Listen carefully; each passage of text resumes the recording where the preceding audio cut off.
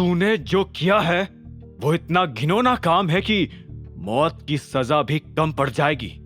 तुझे और भी कड़ी सजा दी जाएगी, इतनी खतरनाक कि तेरा हाल देखकर उन सभी लोगों की रूह कांप जाएगी जो लड़कियों के साथ जबरदस्ती करने की हिम्मत रखते हैं। अभिनव को भी नहीं समझ आ रहा था कि उसने चाहत के लिए गर्लफ्रेंड शब्द का यूज क्यों किया था। वो शायद बस डॉन को ही और भी ज्यादा डराना चाहता था। अभिनव की धमकी सुन डॉन कांपते हुए अपना सिर पकड़कर जमीन पर बैठ गया। उसे आज पहली बार अपनी जिंदगी में डर क्या होता है वो महसूस हो रहा था। अगर एक बार को उसकी सजा मौत भी होती तो वो हजम कर लेता, लेकिन अब अभिनव उसके लिए और भी बदतर सजा निकालने वाला था। ये सोचकर ही डॉन की धड़कनें ऊपर नीचे हो रही थी। उसे समझ आ गया था कि शहर के सबसे बड़े आदमी के खिलाफ जाने का अंजाम अब उसके लिए कितना बुरा होने वाला था। बलराज को फोन करके पूछूंगा कि तेरे लिए बद से बदतर सजा क्या हो सकती है। आखिरी बात कहते हुए ही अभिनव ने उसे झटके से छोड़ा और एक नजर रंजन की ओर देखकर वो चाहत के करीब जाने लगा। चाहत को अपने कंधे पर उठाकर अभिनव बेसमेंट से बाहर निकल आया और पीछे वाले दरवाजे से क्लब से भी बाहर आ गया। बाहर आते वक्त उसे क्लब का तेज म्यूजिक फिर से सुनाई दे रहा था, जिससे उसे ये लगा कि लोग फिर से नाचने में मगन हो गए थे और किसी को परवाह नहीं थी कि उनके आसपास किस तरह की हरकतें और जुर्म होते जा रहे थे। अभिनव ने गाड़ी के पास पहुंचकर चाहत को पीछे की सीट पर लेटा दिया।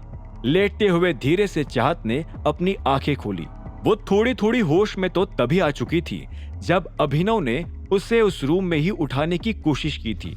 वो भले ही सोकर उठी थी, लेकिन उसका दिल तेजी से धड़क रहा था, क्योंकि होश संभालने के बाद उसने अभिनव से जुड़ी हर बात उस रूम में सुन ली थी। हालांकि उसे समझ नहीं आया था कि पूरा माजरा क्या था, लेकिन अब उसे यह जरूर यकीन हो गया था कि अभिनव कोई आम इंसान नहीं था। ऐसा नहीं है कि चाहत ने भी किसी माफिया के आदमी का नाम लेकर डॉन को धमकाने की कोशिश नहीं की थी, लेकिन डॉन इस तरह का आदमी था जो किसी के भी नाम से नहीं डर सकता था। हालांकि अभिनव को देखते ही वो उसके पैरों में गिरकर गिड़गिड़ाने लगा। यही बात चाहत को हजम नहीं हो रही थी। अब वो यही सोच रही थी कि इसके बारे में अभिनव से पूछे या नहीं। उसके मन में इसी तरह के सवाल घूम रहे थे कि अभिनव के पास आखिर ऐसी कौन सी शक्ति थी, और अगर वो इतना पावरफुल आदमी था भी तो दुनिया के सामने फटीचर बनकर क्यों रहता था। इतना सोचते सोचते ही चाहत को फिर से नींद लग गई। अभिनव को महसूस हुआ कि उसके ड्रग के इफेक्ट को उतर जाने में अभी भी थोड़ा वक्त था। साथ ही उसके घर जाने में भी अभी वक्त था, क्योंकि अनन्या चिराग के साथ एंजॉय कर रही थी। गाड़ी की आगे की सीट पर बैठकर अभिनव भी अब एक झपकी लेने लगा। उसे भूख और प्यास लगी थी, लेकिन ना तो उसके पास फिलहाल पैसे थे और ना ही वो चाहत को गाड़ी में अकेले छोड़कर कहीं जाना चाहता था। झपकी लेते वक्त ही अभिनव की नींद तब खुली जब अचानक एक हल्की सी आवाज उसे पीछे से सुनाई दी। अभिनव। अभिनव ने पीछे पलटकर देखा तो चाहत जाग चुकी थी। क्या तुम मेरा इंतजार करते हुए सो गए थे? अभिनव ने जवाब में अपना सिर हिलाकर कहा। मुझे लगा कि हम कहीं और चलकर टाइम पास कर सकते हैं। उसने फिर अपनी घड़ी की ओर देखकर कहा, वैसे अभी 1 घंटा और है मेरे पास घर पहुंचने में। चाहत ने मुस्कुराकर सिर हिलाया। ठीक है, चलो फिर कहाँ चलना है? किसी बार में चलते हैं, वहां म्यूजिक भी सॉफ्ट होगा और ज्यादा शोर शराबा नहीं रहेगा। एक बार तो पास में ही है, अकरम का। अभिनव ने अपने फोन पर आसपास बार देखते हुए कहा। ठीक है, चलो।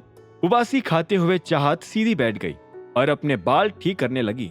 गाड़ी स्टार्ट करके रियर व्यू मिरर में देख अभिनव यही नोटिस करे जा रहा था कि चाहत लगातार उसकी ओर देखे जा रही थी। उसे पता था कि उस लड़की के मन में अभी कई सारे सवाल थे, लेकिन शायद वो पहला कौन सा पूछे ये नहीं समझ पा रही थी। गाड़ी बार की ओर चलती जा रही थी और चाहत खिड़की से बाहर देख रही थी। उसने फिर एक नजर अभिनव के ऊपर डाली और गहरी सांस लेकर उससे तुरंत ही पूछ लिया, तुमने मुझे उस डॉन से कैसे बचाया अभिनव? ये सवाल सुनते ही अभिनव का चेहरा पीला पड़ गया था। इस सवाल के जवाब में बहाना बनाना भी मुश्किल था, और अगर वो बना भी लेता तो चाहत के लिए यकीन कर पाना मुश्किल था। अब अभिनव चाहत के सवाल को किस बहाने से टैकल करने वाला था। अगर उसका बहाना नहीं चलता तो क्या वो उसे अपनी असलियत बता देगा? अभिनव बलराज से बात करके आखिर ऐसी किस तरह की सजा डॉन को दे सकता था जो उसके हिसाब से मौत से भी बदतर थी? क्या होंगे इन सभी सवालों के जवाब? जानने के लिए सुनते रहिए आगे की कहानी जानने के लिए देखें अगला एपिसोड सिर्फ पॉकेट एफएम के यूट्यूब चैनल पर, और द रिटर्न ऑफ टाइगर के सारे एपिसोड्स को सुनने के लिए डिस्क्रिप्शन में दी लिंक से डाउनलोड करें पॉकेट एफएम ऐप।